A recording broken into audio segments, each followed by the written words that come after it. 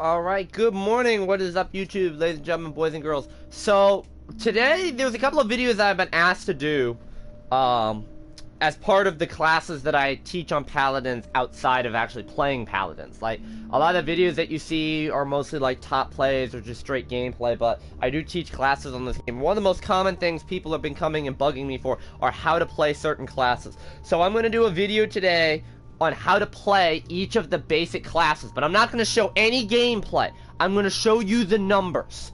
This is how you need to be looking at certain characters. So this is going to bore your ass off, but I'll show you why. So the first thing we're doing is we're going to show you how to play your supports or your healers. By the way, we are saving Furia for last, so get that notion out of your head right now. For one thing, your supports, yeah, they've got the little cross next to their name. You know what that means? They're a healer. They're not a damage. Now, I understand with you having a damage build, for example, Grok with Maelstrom. I do have a Maelstrom build for him. I can do a ton of damage. I understand Maldamba running Weniko's Curse. Can do a ton of damage. Grover with Ferocity or Deep Roots. And a Cripple Axe build. I also have a Cripple Axe build on him. Will work like that. Every motherfucker in the room for some reason decides to pick Catalyst Pip. But hey, there's another option. Agony Ceres, Genos, go ahead, Binary Star or Power Coliseum. I also include Luminary into this category. I firmly despise Luminary. It is just a personal thing. It does not affect any healing. Therefore, it is not a healing-based card. To me, Ying is legit the only character you can really run as a damage and a healer at the same time. But I'll get into that later. So what I'm telling you right now, if you're the only healer on your team, do not run these stupid abilities. Okay? If you're in Deathmatch, if you're in Onslaught, that's fine. I'm talking about competitive Siege games. Even if you're not in ranked, even if you're not in a competition, just casual Siege, you're the only healer, that's okay.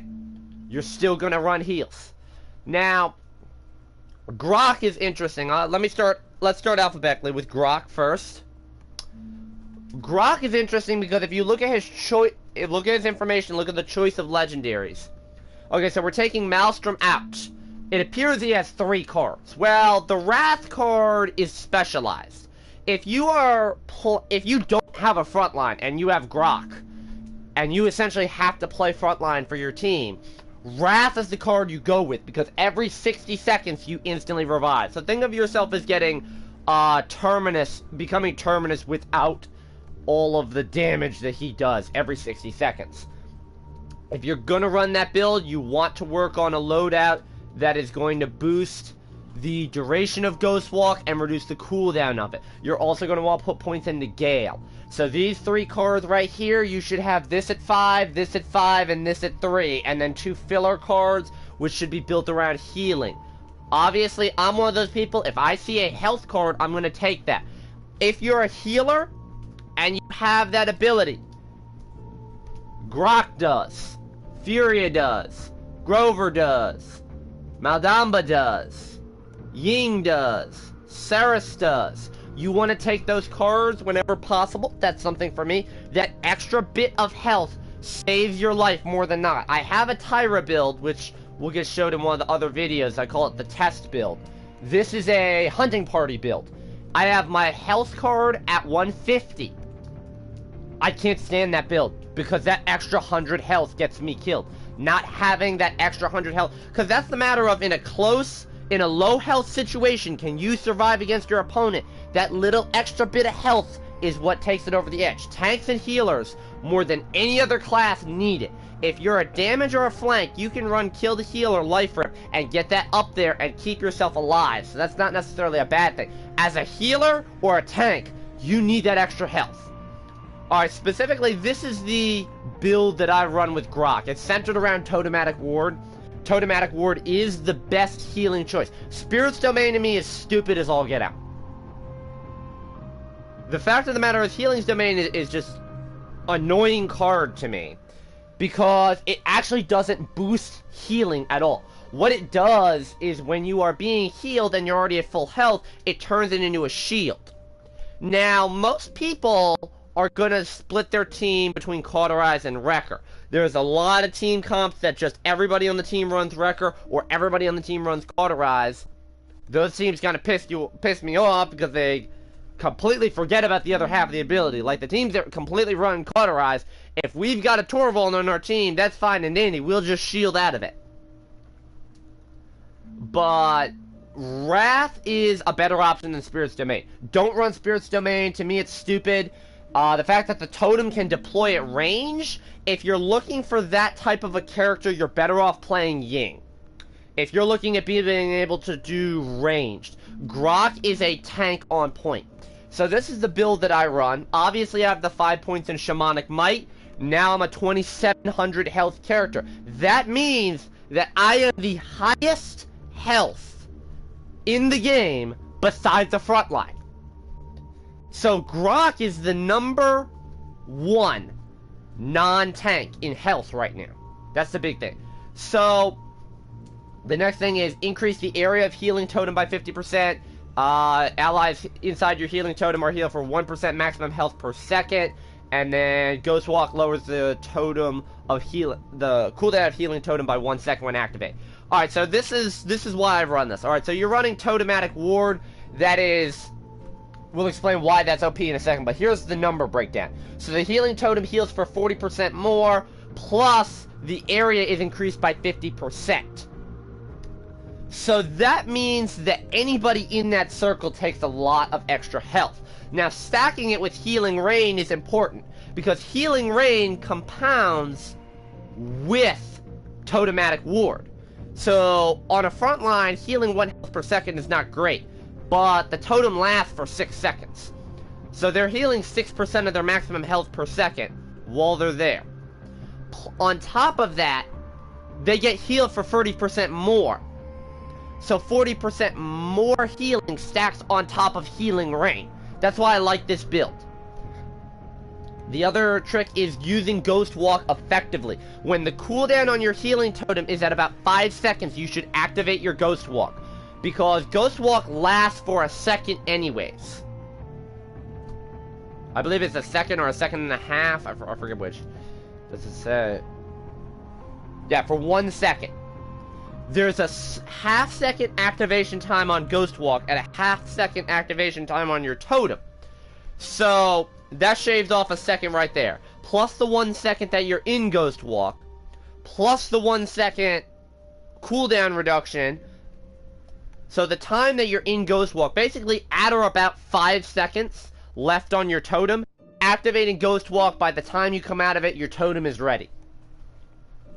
I see a lot of people that run Gale builds that they drop the cooldown of the totem by 5 seconds when they activate Ghost Walk, and the cooldown on Ghost Walk is reduced by like 6 seconds. But the problem is, those kind of builds, they put all those points into those things, they don't put any points into the area or the reach. Now, Totematic Ward is the big thing on Grok. Here's why it's so important. Maldamba's ultimate. Ah! Khan's ultimate. Strix's ultimate. Things of that nature. And that's not including things like Eevee's cripple, which is useless. Anara with her cripple field. Pip. Moji, their ultimates. I didn't mean to do that. With Grok, Totematic Ward is the answer. Now, it's allies healed by Totematic Ward receive CC immunity for 2 seconds. So they have to end. This is every time they enter the field. So if they're being healed, they get the 2 seconds of immunity. If they leave, then they leave the field and come back, they can keep getting that CC immunity. So it does help lock down the point. You get that CC immunity. His healing output is rather interesting, because one of the things you have to work with on Grok is deployables aren't really effective against him. As you can see, I have the extra 750 health on my totem. To me, that's a critical thing. I'm actually, by the way, going to switch that around. put the extra point into Healing Rain. People say this is the build I kind of bounce between. I kind of bounce between the two. Cause the totem, a lot of people don't go for the totem. They just run Cauterize. At Cauterize 3, your totem does not heal for a lot. That's one of the few things. The reason why I run Healing Rain and Totematic Ward is it boosts the amount of healing that they get through Cauterize. Spirit's Domain, you're not going to get that type of healing. Spirit's Domain turns it into a shielding card. So, it's not good going up against Cauterize. One thing I will say, when you use his ultimate, this is another thing. Your ultimate should not be used to revive yourself. You do not heal yourself for enough health. If you're low on health, you're wasting your ult. Plain and simple. Now it lasts for 3 seconds. At every half second, you heal for a certain amount and damage for a certain amount. So if you want to look in layman's terms, you heal for 3,000 health for the duration of it. And you deal 1,200 damage. While speeding up. So if you're going up against a lot of low health people on the point, the ultimate can finish them off. You can also use it to heal up your whole team. This is something that you use mostly for the speed boost. Move as a group. Group up with a certain person who's about half health. Get them to full health. Give them a nice speed bonus. He's an effective support. I'm not going to show people how to do damage. I'm a firm believer. And I say this to every Seris in the world that fucking plays Agony Seris as the only healer.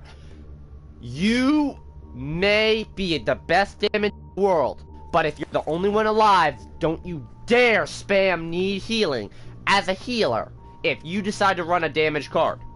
You're a healer. You should know how to help yourself. So we've gone over Grok. He is one of the easier healers to use. I don't think he is the easiest. Personally, I think Seris is the easiest. That's just my personal opinion. Seris, Genos, I would say, are the top 2 healers in terms of ease of use. For healing. I'm not talking about damage, remember. Grok, you have to know where to drop his totem. Like, you always want to drop your totem. With this build, I can drop my totem off the point and have the entire point healed.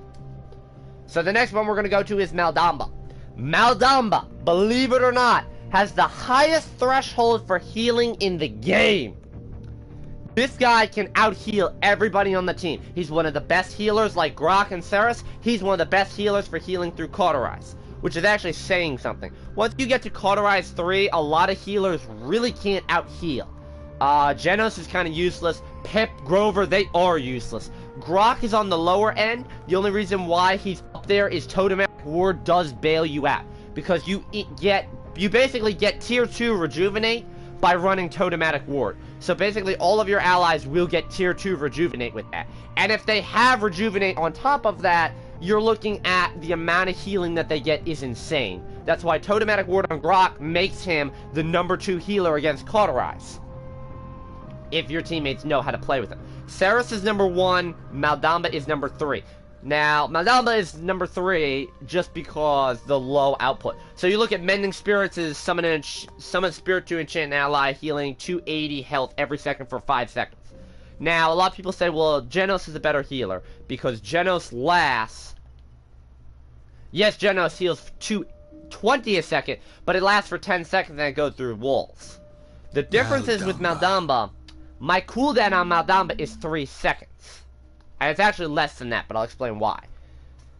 The one thing you want to do is you want to take Spirit's Chosen. So that's 300 health up front and the additional 280. And then you have Gourd, which heals allies for 280 a second. The damage doesn't really matter. He does have such versatility. So I have a snipe heal in Mending Spirits, because Mending Spirits will go across the map. If I can see you, I can hit you with Mending Spirits. Plus I have an AoE in Gourd. Plus I have a direct in Mending Spirits. I have 2 heals over time in Gourd, because both Gourd and Mending Spirits are heals over time. And I have a burst heal in Spirits Chosen. So this gives me 2 healing abilities right here. Now you look at my bread and butter, my favorite loadout. Maldamba, reduce the cooldown of Mending Spirits by 2.5 seconds when you miss. That's the important thing. Literally. Spirits Chosen with Mending Spirits. Eerie Presence level 5. Walk around spamming L2 until you hit somebody. Maldamba plays... I started that sentence wrong, I apologize. Furia plays like Maldamba if you're trying to heal. The problem with Maldamba is this. Teammates don't know how to play around you because most people don't see Maldamba in highly competitive situations. If you're trying to get better as a healer, Maldamba is the hardest character in the game to master because you have to overcome your teammates. You can't push ahead with your team to whoever's low. You heal them, they're gonna turn and kill you first. Then they're gonna finish off your buddy that you were trying to heal. You do have to realize you're not gonna do damage with the healing build. That's fine. If you want to do damage, run Weniko's Curse. A Gourd build is kind of stupid. If you're gonna run a Gourd build, Ripen Gourd, which slows, you're gonna want to run that with Venomous Gourd and max that out so it's 50% reduced healing. You're also going to run that. See, I don't like running any of these cards right here where the cooldown reduction is 0.5 seconds. Because maxing it out is 2.5 seconds. If it's a low cooldown like Maldamba, okay, 3 seconds, reduce cooldown by 2.5 seconds, it's instantaneous basically. Then that's fine. Same thing with Ceres, where Ceres' cooldown is 4 seconds. So I have a 2-second reduction on that. That's fine. But on a longer cooldown like 10 seconds, shaving off the 2.5 seconds isn't as valuable. Like for me, I would rather put it at 2 seconds. The extra half second really does not matter. Especially if you run Chronos. Because that's the thing with Damba. You run Chronos for your Gourd. Chronos Tier 1 has you at 9 seconds. Chronos Tier 2 has you at 8 seconds. That's the same thing as running this. Now the specifics of the build, obviously I have the health. That makes it just travel faster. Don't put more than 3 points into it. At tier 4 and tier 5, it is so fast coming out, but the disadvantage to that is you're basically having a grenade. It's basically like a grenade. And that's not what the Gourd is meant to be. The extra 10% projectile speed definitely does help. If you want to put it 20, be my guest. That's just not my personal thing. And then I run reduced healing in the Gourd because this is a point control. Maldamba is a very good AoE type healer. The big thing right here is Mending Spirits 3. 21% movement speed.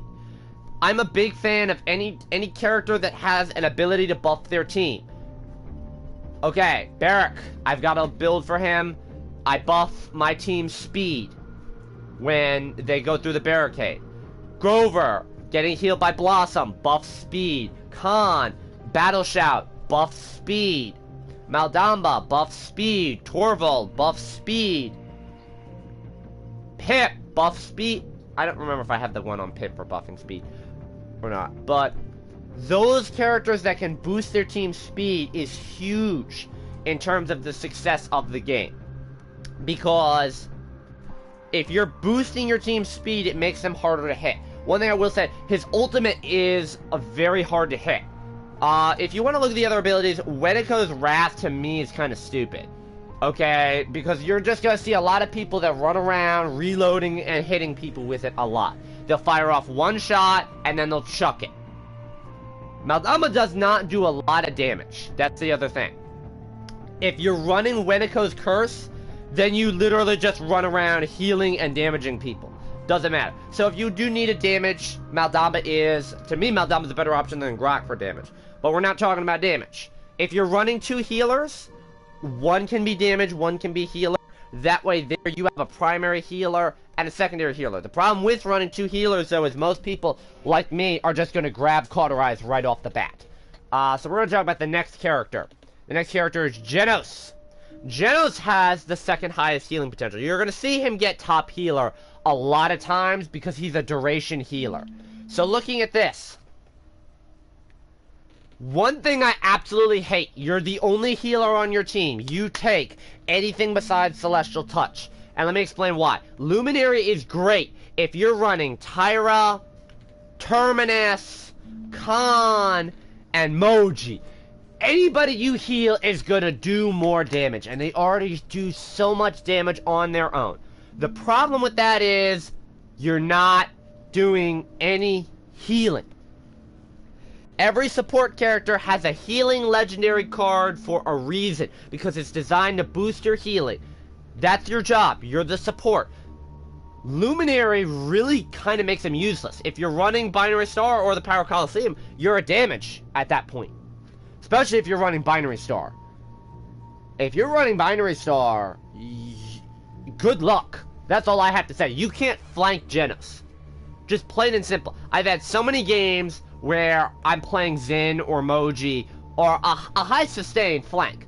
I try and go after them and they're running that Binary Star Genos and it pisses me off to no end. Because all they do, bink, bink, bink, I'm dead. Bink, bink, bink, I'm dead. Power Coliseum is a bit annoying. Mostly because you can't escape out of it. They're crippled, you can't escape out of it. But that's still BS. There are certain characters that can still escape. Cough, cough, Moji, Magic Barrier, cough, cough. Celestial Touch is definitely the way to go. Now, the way I have my loadout set up, so I have, once again, I have the cooldown at 2 seconds off. It's an 8-second cooldown that brings it down to 6 seconds. It's actually about 5 seconds. There's a glitch for some reason where I can still cast it. If there's 1 second on the cooldown timer, I can still cast Astral Mark. I don't know what that glitch is. I'm hoping Hi-Rez doesn't fix it, because I constantly tell people I have a 5-second cooldown on him, and I am right. The range is critical, and then the duration is another thing. So, with Genos on this build, I can heal 3 people at the same time.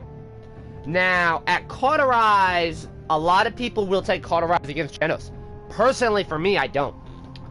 Because there's not a real purpose to that. Most Genoses that I see run Luminary. They don't run Celestial Touch. And that to me is a problem, because there's your healing right there. But Luminary is not the way to go. So 10% maximum health, you know, on a front line, that's huge. This is huge. It's not a set amount. It's 10% of your maximum health up front. Up front. Followed by 220 health. So it's 220 health a second for 12 seconds every 5 seconds. I can get 3 heals off on people before the first person's healing is over. By the way, if you're going to use Void Grip and run around a corner. Don't just sit there and let them shoot you from above. That's stupid to me. One thing I do, increase the range of Void Grip, because this is, originally my build was, I had 5 points into the range of Void Grip, and then I didn't have anything into the duration. So I had the 5 points into the range of Void Grip, I had the 4 points into Astral Mark range, 4 points into cooldown, and then just 1 point on the duration, and 1 point on Falling Star. Falling Star is critical. Use that on somebody who's low health. Like, don't use it on people who are high health. Use it on people who are low health so that they are killed, so that you get that bonus. I see a lot of people running that on 4 points. Not 5 points, 4 points. That way all of their abilities reset, basically. But the problem with that is you're not doing a lot of healing right here. The reason why Genos is one of the best healers, he heals through walls at range. Like, literally, I can sit in my spawn and heal people.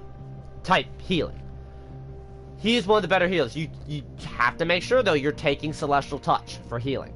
The next healer is Grover. Grover is very high damage. If you're a look, you see, the fact of the matter, he does more damage at range. So he's a sniper damage, but he's an AoE healer. So you really have to balance your mid-range game. Another problem that you have to run into His primary healing ability is a long-ass cooldown. That's 12 seconds. Now, it is a great heal. It's 900 heals to anybody in the area, plus 80 health a second. Not to mention the fact that you heal 40 health a second if you're already near him. Just Grover being near you heals you for 40 health a second. The big thing is Rampant Blooming. Rampant Blooming is a card that I see a lot of people take. That's fine. Efflorescence is the card you want to take for healing. So that's going to double your healing. So it's 160 heals a second, just being near him. And the radius is up by 50%. You know, Rampant Blooming, I understand it, but it's a limited duration thing. Here's your loadout you're going to use. Don't ignore the Cripple Axe. That's a damage loadout. So, obviously the base health. I have it split. I have Gentle Breeze and I have Viridian Expanse as my primaries. Gentle Breeze is a big one, because remember, this is the build that I'm running. I'm running a support. The role of support is not just healing, it's buffing your team. Grok, CC immunity. Genos, not so much, it's mostly just going through walls. Maldamba speed, Grover speed. 32% movement speed for 4 seconds after being healed by Blossom. The big thing for that is the radius. So I have 40% radius on Viridian Expanse with Efflorescence, which is another 50%. So I have almost double the radius on my Blossom. I have 90% increased radius. Anybody healed by that is gonna move. Go, Gadget, you. Like, go. Run. Whirlwind actually can be used to save yourself. As long as they're not running Cauterize 3, you can use Whirlwind and save yourself. It is best healing your team, but the problem is there's so many situations where your team just spreads out. It's very hard to heal with Grover because you have to stay close, but in staying close, 9 times out of 10, you aren't in range to do damage. We're going to go to the next one, that is Pip. Pip is one of the hardest healers to use. For the simple reason, at Cauterize 3, you are not healing anybody. I'm sorry, you're not. Don't try. At that point, you become a damage. That's why a lot of people run him on Catalyst, is because of that. Mega Potion is the way to go, and I'll show you why. So Mega Potion is, you're healing your allies for 2400 health. People say, yeah, but it's every 8 seconds. No, it's not. Build right here. Instantly reduced the cooldown of the potion by, let's round it to 2 seconds for every ally hit. You hit 3 allies, boom, you're looking at 2 seconds. You hit 4 allies, your entire cooldown is reduced. So if you hit your entire enemy team, like Pip, if Pip is running with a lot of people with shields, like I love Pip, if we're gonna run 4 tanks with shields to make them choose Wrecker, I love that. Because now everybody's on point, the other team is Wrecker, I can just sit there and pink heal, pink heal, pink heal. All day long. It's wonderful. I love it. This build right here means you get, if you hit the entire enemy team like that, you're going to get 2 healing potions out for 2400 health before you have a 5-second cooldown. Yeah. Because that changes the cooldown to 5 seconds as opposed to 8 seconds. But the key is being able to hit 4 people. That's why the radius is critical. Now, obviously, you could reset even further. I'm one of the few people that take Sturdy just because it's my weapon. I don't want it to damage me. My weapon should not be damaging me. It damages them. Also, that's a little bit helpful. That's not the way to go. I'm one of the few Pips in the world that refuses to run Catalyst. I run healing. I'm very effective at it. I have 70, 80, 90k healing games just because of that. The fact that it heals through walls, the fact that it does have such a large radius on it now. As a straight up healer, he is good if you're willing to actually work with your team on that. The next one is Saris, and this is a big problem for me. I love Sarises that take Mortal Reach or the Void Abides. Mostly because Mortal Reach, that's going to restore anybody to full health if they're not a tank. It's increased the duration to 3 seconds. The range is not a big deal for me. Like, the people do like the snipe heals, that's not a big thing. I like running the Void Abides just because you're going to heal people. One thing is, if the person you are healing is hit with Cauterize, then the people that are surrounded are going to get hit by Cauterize. If the person you're targeting is not hit by Cauterize, then the people surrounding that are getting hit by within that 50-foot radius, they are not going to be hit by the Cauterize, even if they have Cauterize 3 applied to them. The target that you're healing, the primary person you're healing with the Void Abides, is the one that matters. For me, this is interesting. The fact of the matter is, on Shadow Travel, it takes 2.5 seconds to cast Shadow Travel. So, you have to cut that time down. That is an insane amount of time. For me, I run this. Okay, here's why. Void Abides, I heal everybody in an area. It turns me into an AoE healer. I get a heal out every 2 seconds. I don't have to reload because I just heal them. So I can sit there and spray damage and Spirit Leech, so it's 2 ammo every second channeling. So that reloads me right there. Heal, fire, reload. And I reload by healing. Soul Collector's a stupid card to take. Like, I'm sorry, it is. Because you're not healing, and you're not even helping. Like, I get with Agony, if you're gonna run Agony, you're applying a stun. But just to be clear, Mortal Reach or the Void Abides, you're a healer. Do your job and heal people. You see, this right here is mostly for my survivability.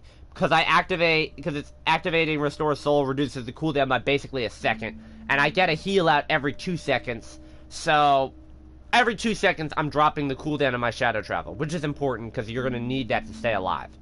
One trick I will tell you with Seris. Fire your Soul Orb while in Shadow Travel takes you out of Shadow Travel. So if you need to avoid damage for just a split second, Shadow Travel, fire your orb, heal. It resets the cooldown on everything except for Rend Soul. So that's pretty important right there. The last of the primary healers is Ying. Ying, I understand if you want to run damage on her. Ying has become a lot better as a healer compared to other healers. Like, Ying is a legitimate choice. I literally used to sit there and in competitive games and see Ying and go, God damn it, we don't have a healer. Now I sit here and see Furia and go, God damn it, we don't have a healer. Like, literally, I'm sick of Furia. So, she does have a low cooldown, a 5-second cooldown. Lifelike is definitely the way to go. Okay, 20% less healing. That brings her healing output down to where she was before, where she healed about 360 health. The 20% less brings her down to about 380, 360. So she's healing the same as she used to heal. You just heal 2 people at the same time. And if I've got 2 illusions out, I can heal the whole team. That's really the way to go. Life Exchange is useless because Life Exchange used to work where when you activated Shatter, it would actually track down your ally. So it gave you a ranged heal. Now, not so much. Now the problem is, it's an AoE heal. Don't use it. It's stupid. Focusing Lens or Resonance are decent options. I see a lot of people run Resonance where they run a build where they constantly teleport. They run the card where... Where's it at? Here we go. Swapping the spot of illusion spawns an illusion with X amount of health, and they just constantly teleport. Like crazy. And they just teleport. Let them die, and they do the 500 damage. I understand that, especially if you have to play more of a frontline Ying. Because there's a lot of games where your frontline just won't be on the point. Your healer, 9 times out of 10, is your backup option. If you want to look, who do you run frontline healers with? Grok, because of Ghost Walk. Seris, because of Shadow Travel. Damba, because of Slither. And then Ying, because of her illusions. So if you have to look, the first 3 people I mentioned, they all have an ability that makes them immune to damage. Except for fucking Furia. Ying, she's got enough AoE clones she can put out enough damage, drop a clone, shatter, drop a clone, shatter, just inch away at him in health.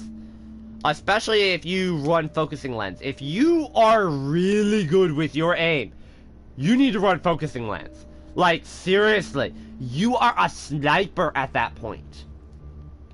But her cooldown is, her abilities are really straightforward. Increase the health of illusions. This to me is because that way they actually move faster. See, illusions have a set timer before they explode. So the moving faster is critical on them. This to me, illusions last longer and illusions have more health. That's more healing that you have. And then this is critical because if you play Ying like I do, as Ying the Destroyer, I get a lot of assists. I can damage everybody on the enemy team. So that eliminations reduce active cooldown by 1 second is critical. Because you have to look. I have a 4-second cooldown on Shatter and a 5-second cooldown on Illusion. Also, another thing, make sure that you run morale boost on her. Don't run Chronos. Your cooldowns are low enough. Like, that's my thing where my Genos build, the primary thing you need healing for is that cooldown. My cooldown's 6 seconds. I don't need any more cooldown reduction on that.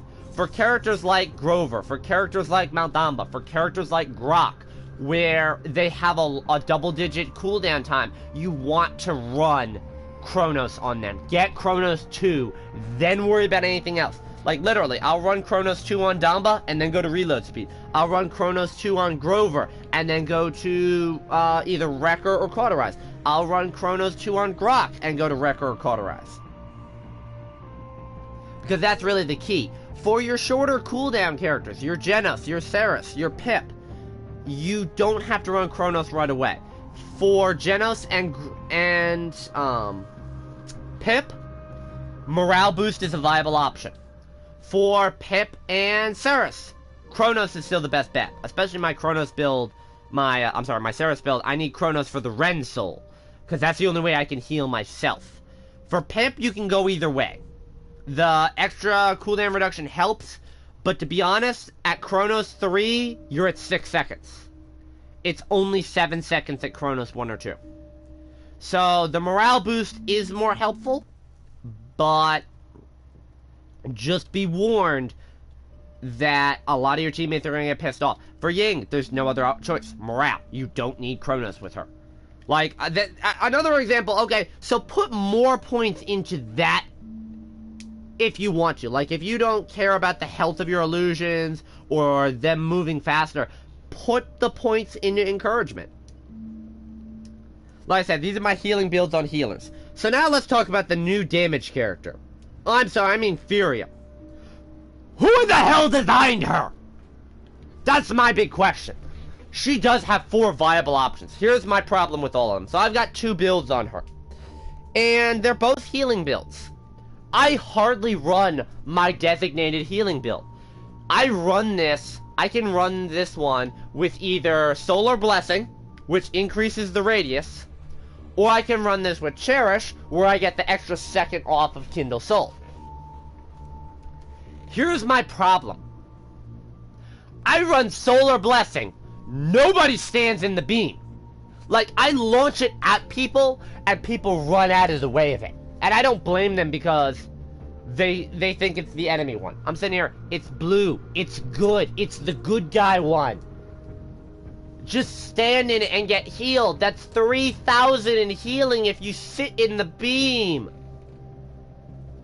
3,000! You get healed to full health in seconds. What did they do? Run away. Need healing. Need healing. I cannot heal through walls with Kindle Soul. I keep telling people that. Cherish, if you actually want to heal people, Cherish is the way to go. Plain and simple. My reset build is better. Because I'm constantly spamming Pyre Strike and Wings of Wrath. Here's where things go wrong. You can use that build on Celerity, and that makes it even more dangerous, because you get 2 Wings of Wrath. Just here's the problem. Pyre Strike knocks you out of any untargetable thing. I ran fucking Billow on Zin, Shadow Travel on Ceres, Ghost Walk on Grok, Slither on Maldamba. I get hit by that and I'm getting knocked out of it. Like, plain and simple, I am literally getting knocked out of my supposedly untargetable thing. It's fucking bullshit.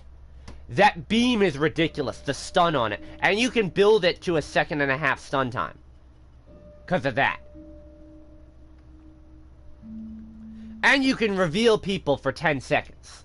If you want to be one of those people. Exterminate is ridiculous, because it stuns you, and it just sits on there, and you die. Wings of Wrath is ridiculous, because you get shot around a corner. Like, here's the thing. Her damage goes through walls. Between Pyre Strike and Wings of Wrath, which homes in on you.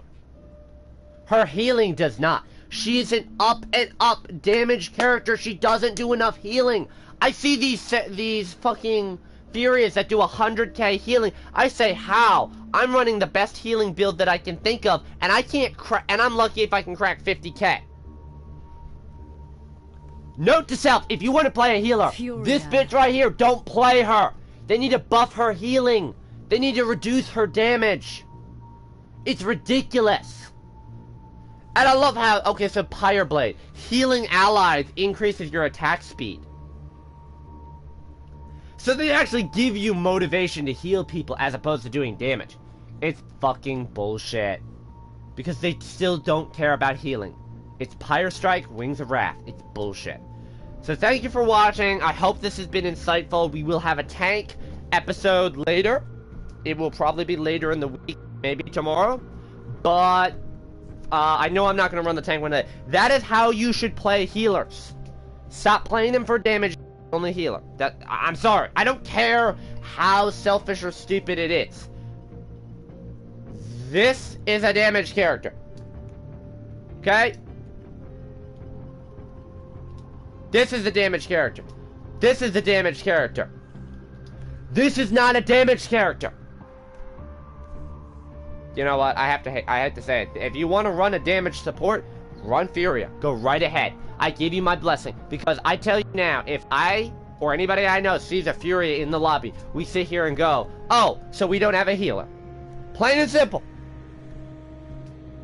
If you see a Furia in your lobby, in casual play, you get a second healer. Because you're going to need it. 1 tank, 1 damage, 1 flank, 2 healer. Because you've got Furia. So good luck with that. Alright, thank you for watching. I apologize for the rant. Bye.